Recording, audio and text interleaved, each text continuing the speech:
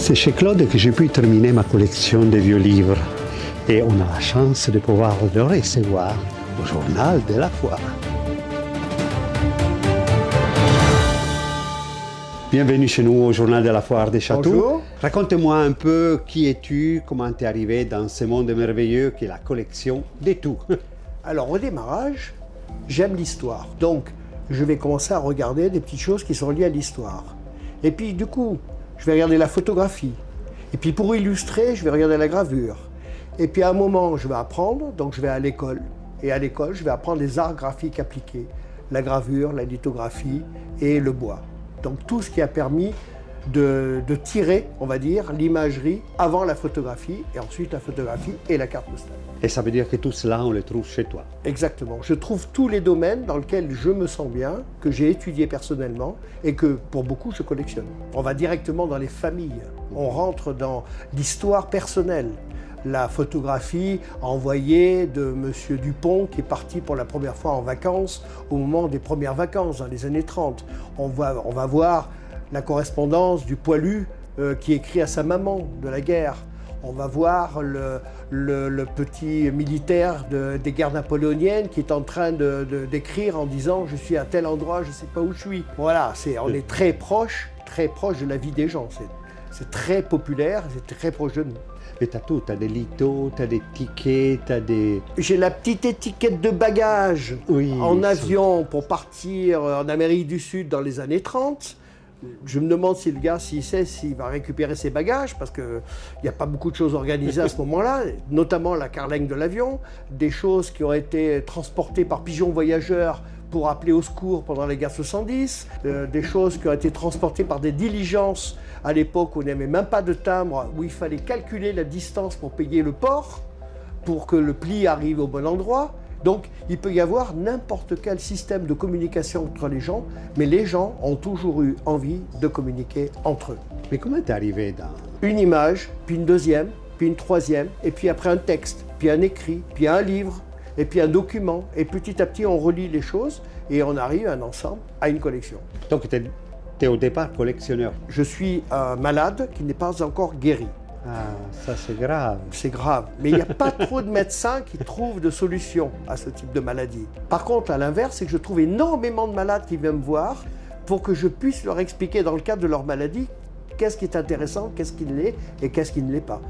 Parce que bien sûr, dans notre domaine, il y a des choses copiées, il y a des choses qui ne sont pas de bonne qualité. Donc il faut expliquer beaucoup. La pédagogie est très importante. Et sinon, comment t'es arrivé à Château? Alors, je suis arrivé à Château parce que pour moi, c'est mon jardin d'enfants. Il y a tout. Je peux trouver dans tous mes domaines, chez plein de gens qui me connaissent maintenant avec le temps. Je leur achète des choses parfois qui ont un intérêt pour une activité de commerce, mais très souvent pour une activité de recherche et de travail. Et donc des choses totalement étonnantes que j'ai conservées pour beaucoup. J'ai des choses que j'ai achetées à Château il y a plusieurs années, que j'ai toujours pas fini d'étudier, de regarder, de comprendre. C'est un jardin d'enfants pour moi. Je suis dans mon élément. C'est ce qui correspond le mieux à ce que j'aime. Quand on vient à Château, on apprend un tas de choses. Mais des millions de choses. Il y a des gens qui vont être au sommet, qui vont sortir le tableau incroyable, très rare, domaine, voilà, donc là on est au sommet, on a le tableau, on connaît l'artiste, mais il y a d'autres choses qui demandent l'étude, qui demandent à regarder, à se pencher sur la question, à comprendre de quoi on parle. Et puis il y a énormément de coups de cœur. Dans les collectionneurs, il y a toujours trois familles qui cohabitent. Il y a le coup de cœur. Le gars, il veut ça, il ne connaît pas, ça lui plaît, pour étudier, pour mettre chez lui, pour décorer, peu importe, c'est le coup de cœur. Il y a à l'inverse de lui le grand spécialiste, il ne fait que ça. Et ça il ne l'a pas, ça lui manque. Donc il va négocier, il va dire « oh là là, j'ai jamais vu ça, ça m'intéresse et tout ». Et entre les deux, il y a des gens qui travaillent, qui étudient, qui connaissent parfaitement, qui ne sont pas spécialement collectionneurs pour rassembler, mais qui ont besoin de cette documentation pour travailler, peut-être demain écrire un livre qui va sortir. Il y a énormément de livres techniques qui sont sortis, des choses qui sont trouvées dans les foires, à Château, pourquoi pas dans d'autres endroits. Mais quand on a une multitude d'objets, de choses à regarder comme ça, ben qu'est-ce qui va se passer? Il y a des gens qui vont venir pour les étudier, pour dire « Ah, mais oui, j'ai trouvé ça, j'ai trouvé ça, j'ai trouvé ça ». Et un jour, c'est un livre qui sort, qui reprend tout ce qui a été travaillé et qui va reprendre tout le travail de recherche de cette personne.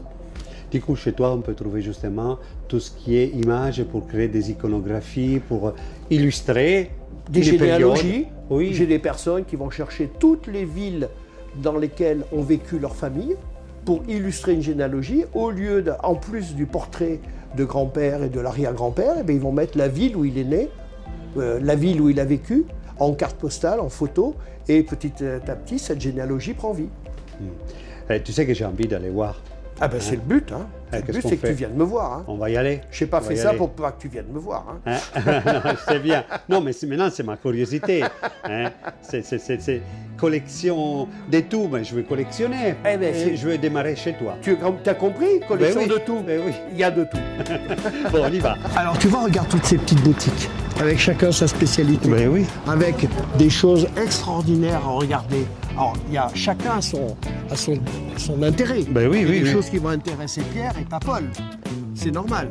Donc tout le monde va trouver son petit violon dingue, la bourse sabbatique préférée, et surtout ce qu'il recherche. Et peut-être ce qu'il ne cherche pas. Exactement. C'est ce que parlais du coup de cœur. Oui, c'est ça, Voilà. c'est ça qui est Il ne extraordinaire. cherche pas spécialement, Ouais. il est tombé en amour devant l'objet, devant le tableau, devant quelque chose qui lui plaît. Quand je suis ici, je suis bien. Je ne sais pas pourquoi, mais il y a quelque chose. Il y a quelque chose dans ces marchés. Je t'ai parlé du jardin d'enfant, c'est ça. Ouais. C'est Toi, tu moi, tournes je suis là dans mon ou élément. tu tournes Où là tu veux. On J'aime peut les tourner deux là. allées. Là, tu vois, tu as l'art de la table avec oui. là-bas, tu as des gens qui font les bibelots et tout. Il y a énormément de choses dans des sujets totalement différents. Et tout ça, ça cohabite. C'est génial. On ne peut pas le faire en une seule journée. Et puis, tu peux vraiment établir des amitiés, des collaborations. Bien sûr, mais j'ai des gens qui m'amènent une spécialité qu'ils ont fait pour manger en rentrant à la maison. C'est trop beau. Ouais. Ça fait partie de notre vie, ça. Tu fais ça depuis combien de temps déjà? Vingtaine d'années? Alors, moi, j'ai démarré il y a une trentaine d'années. Trentaine d'années. À peu près. Et Chatou, je crois que ça doit faire, je ne sais jamais les dates, mais une vingtaine d'années. Quand même, hein. 15 et 20 ans. Voilà, on arrive. Voilà l'encre. Alors, où tu m'amènes? Dis-moi. Alors, je vais d'abord t'amener quelque chose qu'on ne voit pas souvent, c'est les illustrateurs. Tout le monde connaît les peintres, les tableaux. Et je vais te montrer quelque chose qui est complètement... On a tous acheté à un moment un Jules Verne. Oui, voilà. Ça arrive, ouais. Et là, je te montre les illustrateurs qui dessinaient. Donc voilà l'original, la gouache, dessinée pour illustrer un livre. Là, c'est Paul Thiriat, tu vois, voilà, il a illustré un livre comme ça. Et là, c'est l'original du dessin qui va un jour être imprimé sous cette forme-là. Tu vois, dans un Jules Verne. Tu vois? Ah oui. Voilà l'original. Voilà après l'impression qui va l'impression, apparaître dans le livre. Tu vois? Voilà typiquement l'art populaire au sens large. L'artiste, il a été sollicité. Il a été sollicité pour illustrer. C'est des véritables artistes parce qu'il y a la profondeur, il y a tout ce qu'il faut. Hein. C'est un peu d'encre, c'est de l'aquarelle. Rehaussé avec un peu de gouache pour arriver à donner le relief. Et la plupart du temps, c'est la vie encre de Chine. Et en plus, on est plongé vraiment dans une époque, que ce soit les costumes, l'attitude. Tu sais, il y a eu toutes les affaires au début du siècle. Alors, tu vois là, ça c'est un monsieur qui veut mettre ce qu'on appelle un ex-libris, c'est-à-dire son nom en en-tête de livre. Il a demandé à un artiste de lui dessiner le sien. Ça, c'est l'original. L'artiste a dû dire, mais qu'est-ce que vous voulez voir figurer, les angelots, voilà. Tu vois? Ouais, c'est des choses vraiment précieuses. C'est des choses drôles, hein, tu vois, dedans. Après, on va trouver des choses qui sont liées aux costumes de scène. Ah oui, ça me fait penser à Nijinsky. Voilà, exactement. C'est les costumes de scène. Ouais, la costume de scène, c'est-à-dire qu'en fait, là, ce qu'on veut montrer avec ça, c'est on fait un projet, on va le soumettre à l'artiste qui va danser avec ce projet, et en lui disant, est-ce que c'est ça le costume que voulait l'artiste pour le tableau? Et juste à côté, tu as une carte Premier Empire que l'officier avait sur son cheval pour faire partie des batailles napoléoniennes et arriver en Allemagne dans les zones de guerre, malheureusement, du Premier Empire, de Napoléon. Voilà sa carte. Alors elle est étoilée, tu vois, elle peut être posée sur le cheval. Il a devant ça, et puis il a peut-être toutes ses troupes, il est en train de leur dire, voilà. Donc tu vois la cohabitation de l'art populaire, du papier, tu vois, tu as ce mélange. Quand tu es dans notre domaine de collection, tu passes d'un siècle à l'autre, d'un style à l'autre, d'un genre à l'autre, d'une collection à l'autre. Tu vois, alors on est en 1778, ça te permet de pouvoir utiliser un terrain et au nom bien sûr du Seigneur, de lui proposer une partie des récoltes en contrepartie de l'usage du terrain. Oui, voilà. Et ça, c'est sur quel type de papier? Alors ça, c'est pas du papier, en fait, c'est voilà, ce qu'on justement. appelle de la peau. Souvent on dit velin, Ouais. ce n'est pas du velin, c'est souvent de la chèvre, c'est souvent de la brebis, tu vois, c'est une peau, en fait, sur laquelle on faisait quelque chose qui durait dans le temps et qui ne s'altérait pas. Ouais. Il y avait pas mal de dessins qui étaient faits avec ça. Bien sûr, tu as des dessins sur velin, tu as des couvertures sur velin, tu as beaucoup de choses. Ouais. Là, tu as des costumes pour faire du théâtre. Ouais, qui cohabite avec le velin de... Tiens, je vais te montrer d'ailleurs une charte de 1620, voilà. C'est des gouaches, tu vois, des gouaches, oui, oui, c'est vrai, moi, je confonds toujours. Et à côté de ça, tu as une charte voilà, d'attribution de terre de très exactement 1620. Ça veut dire qu'un décorateur, un costumier, il peut venir, il trouve les bonheurs chez toi. Mais voilà. Et en plus, la précision. N'importe quelle personne qui va regarder, il va trouver un dessin, une charte, et puis ici, une médaille des chasseurs alpins. Qu'il avait sur son béret. Et puis, tu vois, à côté de ça, je lui montre par exemple un billet d'Allemagne au moment où l'Allemagne a été dévaluée. Mon domaine est un mélange complet de tout l'univers de la collection. D'où le nom collection de tout. Après, bon, on arrive au carte postale, ça, disons que ça, c'est aussi un domaine dans lequel tu t'exprimes au maximum. Les pays, les thématiques, les départements, voilà. Et là, c'est l'ambiance totale, avec les petits villages, avec toute l'histoire. Voilà. Bien sûr, forcément, les inondations parisiennes, qui montre l'exposition des arts décoratifs, toutes ces rues qui sont remplies d'eau, voilà, dedans, les rues parisiennes. Les gens qui, pour sortir de chez eux, c'est très d'actualité dans certaines régions françaises. Oui, tout à fait. Ça existe, voilà, 1910. Et je vois qu'il y a quand même des pièces rares, des pièces vraiment sont précieuses. Ah oui, il y a des petites choses qui sortent un peu de l'ordinaire. Je vais te montrer une petite chose qui est très drôle. C'est un petit artiste. Il est très peu connu parce qu'il a fait des monuments qui ne sont pas forcément très connus. Et donc ce monsieur, en fait, il a fait, tu vois, des bas-reliefs pour les monuments. Il s'appelait Sœur Aînée. Et il a dédicacé ce petit bas-relief à son ami sculpteur. Et bien c'est le monsieur qui a fait le projet pour l'Arc de Triomphe. Le monument de l'Arc de Triomphe.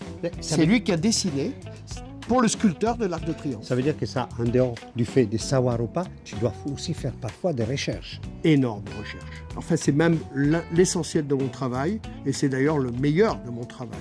C'est trouver des livres, trouver de la documentation, étudier les personnes et trouver les choses. Écoute, moi, je pourrais encore rester ici des heures et des heures parce que... Ah bah oui, c'est trop beau, hein. Je te comprends, je te comprends. Et ben voilà, c'est sur ça qu'on va se quitter. Je vous demande de vous abonner à notre chaîne, de liker et surtout à très bientôt. Allez, ciao. À bientôt.